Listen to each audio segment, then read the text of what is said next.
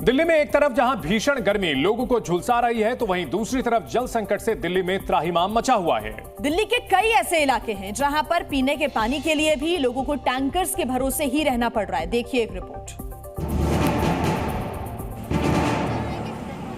दिल्ली में गर्मी का सितम लोगों को झुलसा रहा है, तो वहीं पानी के संकट की वजह से त्राहिमाम मचा हुआ है।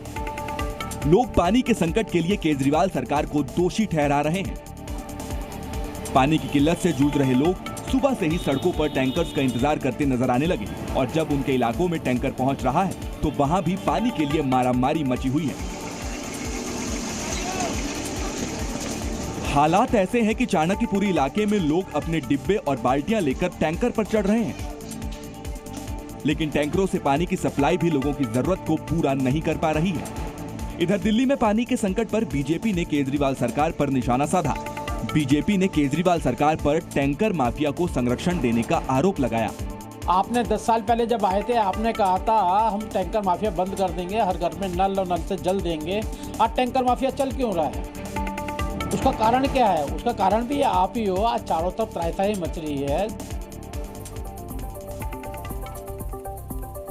हरदोई में एक युवक की सिर्फ इसलिए हत्या कर दी गई क्योंकि उसने बीजेपी को वोट दिया था। हत्या का आरोप दूसरे समुदाय के युवक पर लगा है।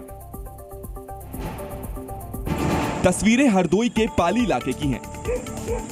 सुरक्षा का सख्त पहरा है, चारों तरफ पुलिस के जवान ही जवान नजर आ रहे हैं। पाली में मतदान के बाद दो युवकों के बीच का झगड़ा दो समुदायों तक पहुंच गया। आरोप है कि युवराज नाम के युवक को दूसरे समुदाय के युवक ने इसलिए गोली मार दी क्योंकि उसने बीजेपी को वोट दिया था। कमल के वोट दिया, वो बोलने हुआ मुस्लिम औरत ने कमल को क्यों वोट दिया, गोली मार दी। गोलीबारी की खबर के बाद पुलिस भी हरकत में आई और घायल युवक को अस्पताल में भर्ती कराया, जहां इलाज के दौरान उसकी मौत हो गई। पुलिस के मुताबिक घटना की असली वजह तलाशी जा रही है। फिलहाल परिवार वाले जो तहरीर देंगे उसके आधार पर मुकदमा दर्ज करके पूरे मामले की जांच की जाएगी। लेकिन पुलिस का कहना है कि हत्या के पीछे बीजेपी को वोट देना वजह नहीं है।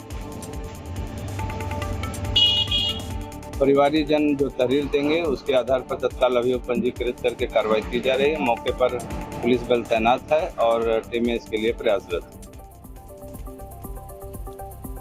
2024 के चुनावी मुकाबले में 7वें और आखिरी चरण का चुनाव प्रचार गुरुवार को थम गया, लेकिन सियासत थमने का नाम नहीं ले रही है। तमिलनाडु की कन्याकुमारी में पीएम मोदी ने मौन धरना शुरू कर दिया है। देखिए 1 मिनट में पूरी खबर।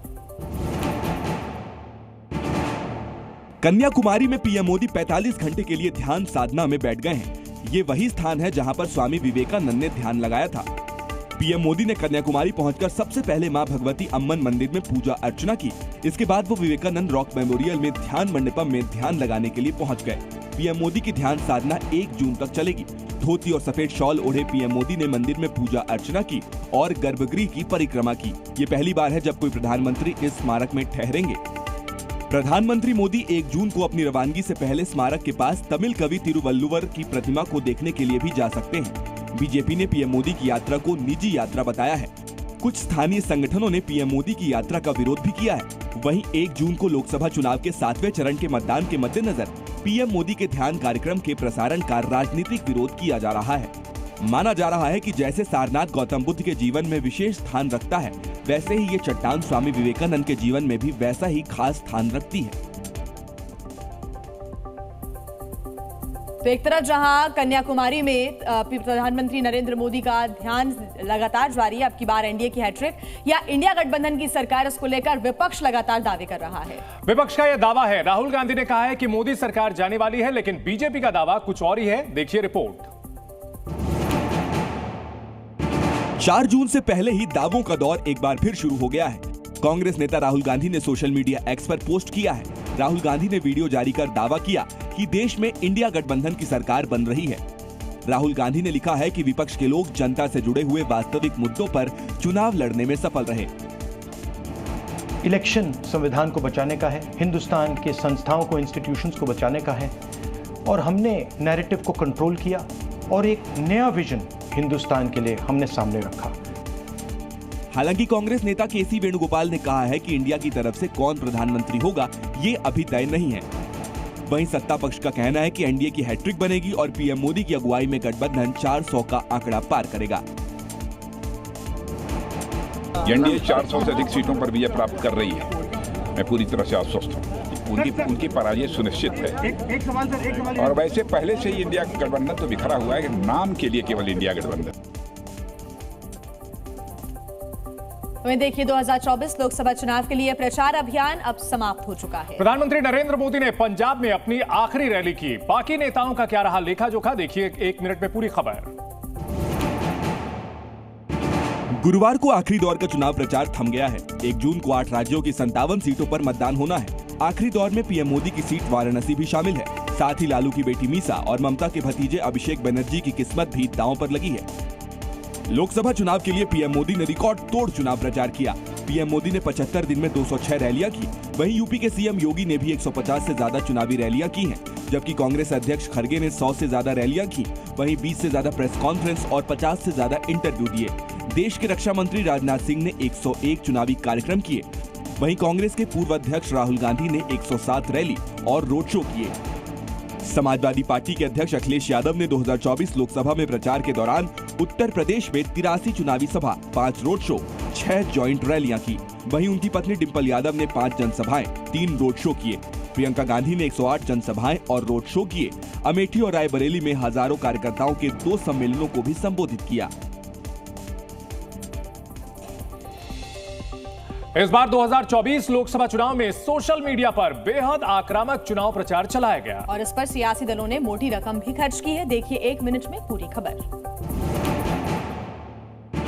2024 लोकसभा चुनाव प्रचार जितना जमीन पर रहा, सोशल मीडिया पर उससे कम नहीं रहा। भारत में लोकसभा चुनाव खत्म होने की तरफ है। 1 जून को आखिरी चरण की वोटिंग के बाद सभी 543 लोकसभा सीटों पर चुनाव खत्म हो जाएगा। इस बार के लोकसभा चुनावों में कई नए तौर तरीके अपनाए गए, कई नई बयानबाजी हुई, लेकिन जो आयाम सबसे अलग रहा वो है ऑनलाइन सियासी विज्ञापन।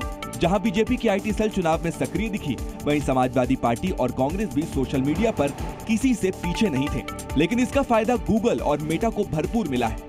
पिछले 90 दिनों में राजनीतिक पार्टियों ने गूगल को प्रचार प्रसार के लिए 276 करोड़ से ज्यादा रुपए दिए, तो फेसबुक को 105 करोड़ से ज्यादा का भुगतान किया गया। इस बार कुल 381 करोड़ से ज्यादा का खर्च सोशल मीडिया पर किया गया। 2024 में ऑनलाइन चुनावी विज्ञापनों पर 2019 के मुकाबले 925% ज्यादा खर्च किया गया। ऑनलाइन चुनावी विज्ञापन पर इस बार क्या बीजेपी क्या कांग्रेस, सभी ने जमकर पैसे लुटाए। और आइए आगे बढ़ते हुए बात कर लेते हैं जयपुर की, जहां दीवार पर पाकिस्तान जिंदाबाद नारे लिखे जाने का मामला सामने आया है। जहां एसबीआई की दीवार पर 2 जगह विवादित नारे लिखे हुए थे। देखिए 1 मिनट में ये पूरी खबर। ये है राजस्थान की राजधानी जयपुर की वो दीवार जिस पर दुश्मन देश पाकिस्तान जिंदाबाद के नारे लिखे पाए गए हैं। जयपुर के चौड़ा रास्ते पर पाकिस्तान जिंदाबाद के नारे लिखे गए हैं, जिसके बाद राजस्थान में सियासत भी गर्मा गई है। हवा महल सीट से बीजेपी विधायक बाल मुकुंदाचार्य की नजर जब इस दीवार पर पड़ी तो उन्होंने इस पर आपत्ति जताई। विधायक बाल मुकुंदाचार्य ने इसका पूरा वीडियो बनाकर सोशल मीडिया पर पोस्ट कर डाला, लेकिन इस दौरान विधायक को ही जान से मारने की धमकियां मिलने लगी, जिसके बाद विधायक ने जयपुर पुलिस कमिश्नर से मुलाकात कर इस मामले में आरोपियों के खिलाफ सख्त कार्रवाई करने की मांग की है। इस प्रकार की सोच और स्वभाव रखने वालों के बारे में शिकायत करना और बताना आवश्यक है। तो मैंने एक अपना लिखित में पत्र और जो कमेंट आए हैं वो हमारे कमिश्नर साहब को दे दिए हैं। पुलिस सीसीटीवी की मदद से ये पता लगाने की कोशिश कर रही है कि ये किसकी करतूत है। माना जा रहा है कि ये किसी की शरारत भी हो सकती है। हालांकि प्रशासन ने नारे साफ करवा दिए हैं। बीजेपी विधायक बाल मुकुंदाचार्य का आरोप है कि उन्हें बीते 5 महीनों से जान से मारने की धमकियां मिल रही हैं। उत्तराखंड में 4 धाम यात्रा शुरू होने के बाद से ही श्रद्धालुओं का सैलाब उमड़ रहा है और अब तक 14 लाख से ज्यादा श्रद्धालु 4 धाम के दर्शन कर चुके हैं। उत्तराखंड की 4 धाम यात्रा की शुरुआत 10 मई से हुई और हर दिन हजारों श्रद्धालु दर्शन के लिए पहुंच रहे हैं। खास बात यह है कि यात्रा शुरू होने के 20 दिनों के भीतर ही 30 मई तक 14 लाख से ज्यादा श्रद्धालुओं ने दर्शन कर लिए हैं। अभी तक 4 धाम यात्रा के लिए 31 लाख से ज्यादा श्रद्धालुओं ने ऑनलाइन रजिस्ट्रेशन कराया है। साथ ही 30 मई तक 14 लाख श्रद्धालु 4 धाम में दर्शन कर चुके हैं। 2024 की 4 धाम यात्रा का आंकड़ा ऑलरेडी 14 लाख यात्री क्रॉस कर चुका है और ये अपने आप में एक अभूतपूर्व मतलब मार्क है, एक बेंचमार्क है और मैं नहीं समझता कभी भी यात्रा के शुरुआती दिनों में इतनी भारी संख्या में तीर्थयात्री यहाँ आए थे। चारधाम यात्रा में जिस तरह से भीड़ उमड़ रही है, उसने अभी तक के पिछले सारे रिकॉर्ड तोड़ दिए हैं। अकेले केदारनाथ धाम में सबसे ज्यादा 5.5 लाख श्रद्धालु अभी तक दर्शन कर चुके हैं, वो भी तब जब चारों धामों में से केदारनाथ धाम की यात्रा सबसे ज्यादा मुश्किल है। देखिए, मई के महीने में एक तरफ तो उत्तर भारत में आसमान से आग बरस रही है, वहीं देश के कुछ हिस्सों में अब भी बर्फबारी हो रही है। आप भी देखिए पहाड़ों का ये खूबसूरत नजारा। मई में इन तस्वीरों को देखकर दिल में ठंडक महसूस कीजिए। भले ही आप इसे अपनी टीवी पर देख रहे हो, लेकिन 48 डिग्री के तापमान में हिमाचल से आई बर्फबारी की ये तस्वीरें दिल को सुकून देने वाली हैं। हिमाचल प्रदेश के रोहतांग में ताजा बर्फबारी के बाद सैलानियों की भीड़ बढ़ गई है।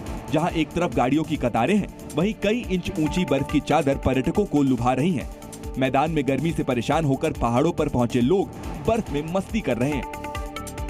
हिमाचल प्रदेश के 6 जिलों में तापमान 40 डिग्री सेल्सियस के पार चला गया था। भीषण गर्मी से पहाड़ के लोग तप रहे थे। अब मौसम विभाग ने भी दावा किया है कि अगले कुछ दिन में मौसम अभी और करवट बदलेगा। वहीं बर्फबारी की दूसरी तस्वीर करगिल से आई है, जहां घरों की छतों से लेकर सड़कों तक बर्फ ही बर्फ नजर आ रही है। गाड़ियों की छतों के साथ ही पेड़ पौधों पर भी बर्फ जम चुकी है। करगिल के रंगडम इलाके में कई इंच मोटी बर्फ की परत ने नजारा दिलकश बना दिया है। जी न्यूज़।